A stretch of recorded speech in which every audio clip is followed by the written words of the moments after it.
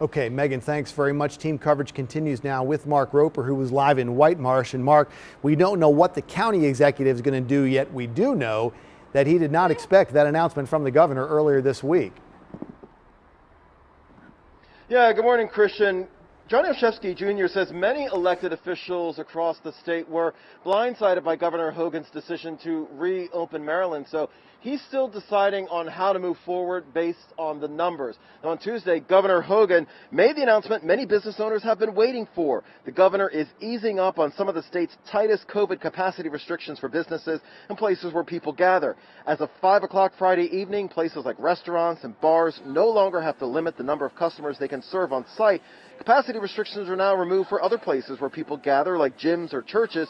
Meanwhile, places like movie theaters or stadiums can fill up 50% of their seats. But despite the excitement many have over lifting more restrictions, Baltimore County Executive Johnny Olszewski says there are a lot of people who still need to be vaccinated in the county, and that it's too soon to say what the county's plans will be, considering they weren't given any notice.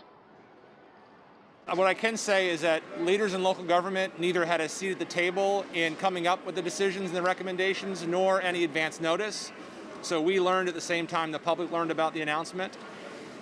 We know that we have some local authority separate and apart from the governor's executive orders, but we are actively exploring both what his orders are, what our legal options are, looking at our data.